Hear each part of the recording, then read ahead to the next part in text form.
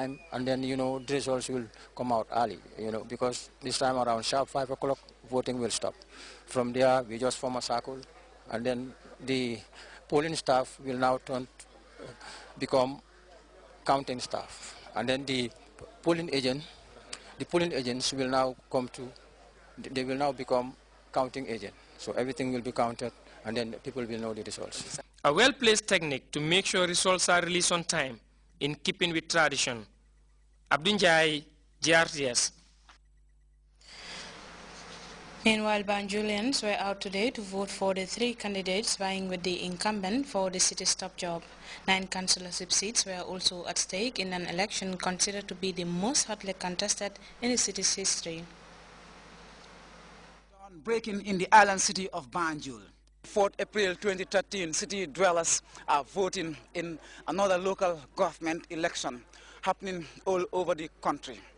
Now, the race for the city's top job has pitted 3 mayoral candidates, namely Laiba, Basiru Ndao, and Alajija, against the incumbent Samba Fall. Voting in the 33 polling centers in the capital began as early as 7 a.m. with electoral officials going through all the usual motions whilst voters calmly waited for their turn to cast a ballot. Ahead of the queue, this woman is the first voter at the Box Bar polling station. On a day like this, we have to exercise our civic duties by all means before going about our daily occupations, she told GRTS. Unlike her, many women chose to vote first before proceeding to the marketplace to shop for the day's meal. Right now, everything is going fine. I've gone around all the 33 polling stations in Banjul, where there are some places, there are mayoral elections and there are council elections. Like this place where we are right now in the Kampama Primary School, where we are both concurrently going together. Both mayoral election and council election going on concurrently together right now in this Kampama primary. Incumbent Samba Fall arrived to cast his ballot at exactly 9:45 a.m. For the sitting mayor, this is about the city, choosing what future they want. The people of Banjul have to decide whether they want development or they want underdevelopment, because all of the candidates that are vying for the mayoral seat are not credible. They have no track record, and they don't have the interests of Banjul. They have their own personal interests and their own personal agendas. And you can see it from the campaign period and those that are behind them. I don't think Banjulans are ready for that. They want to bring Banjul back to pre-colonial period, and that will not be accepted. Basiru Ndao is the youngest mayoral aspirant by far. Casting his vote at the municipal council, Basiru is fully positive that he will be the next mayor serving the capital's needs. We're here as good citizens of this country to make sure that Banjul will be envy of the whole country and Banjul will be envy of the world. We want to make sure that every woman in the city will have a job. Every youth of the city will have a job. Access to quality health, access to education. We will coordinate with the central government to make sure that Banjul is developed. Banjul will be envy of the world, whereby we will ask all investors in the world to come and develop and invest in Banjul. We want Banjul to be a top priority. We want Banjul to be an envy in the sub-region. We'll make sure that the environment is taken care of. We will make sure the waste management is taken care of. We'll make sure education is taken care of. We will build skill centers in Banjul for the youth of Banjul. In his first goal for the city's top job, Abdoulaye Bah, mayoral aspirant number 3, told GRTS that city dwellers will responsibly decide their future by voting for him. My chances, I believe that it should be 100%. Because I was called by the people of Banjul. It was not from Mr. Bah who want to contest this election. It's Banjulians who meet me to contest this election. Then I respond to their call because I am a Banjulian and I was in the council for 6 years. This was during the First Republic.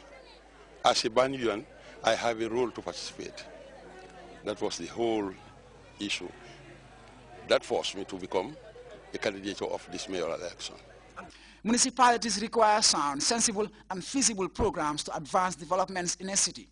That on a list of what he calls much coveted initiatives is the manifesto of Alajija, another mayoral aspirant seeking to take over the capital's top post.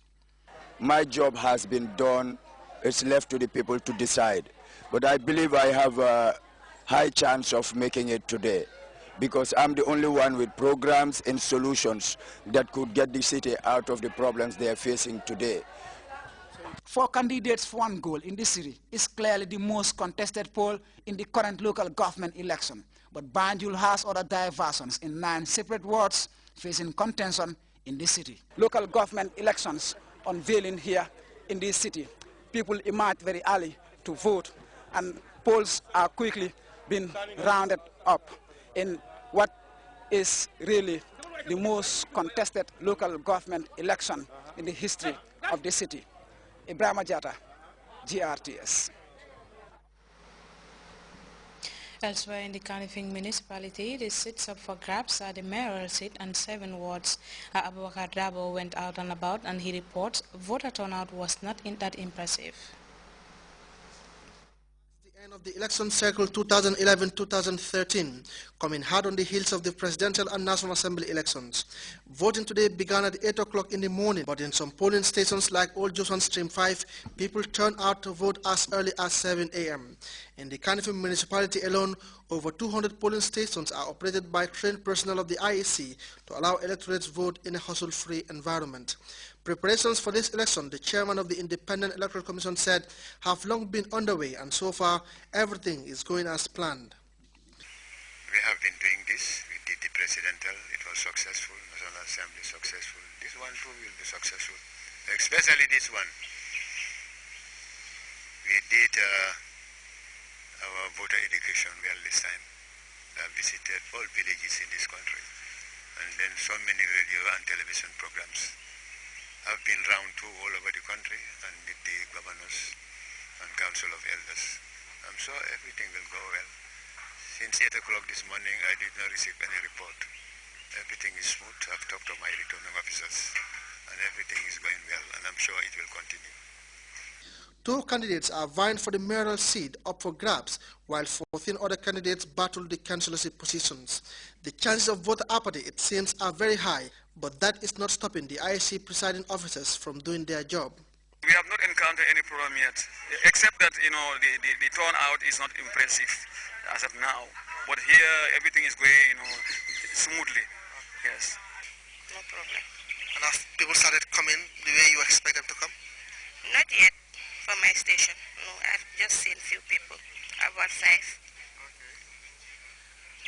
Apart from that, everything is okay? Yeah, everything is okay.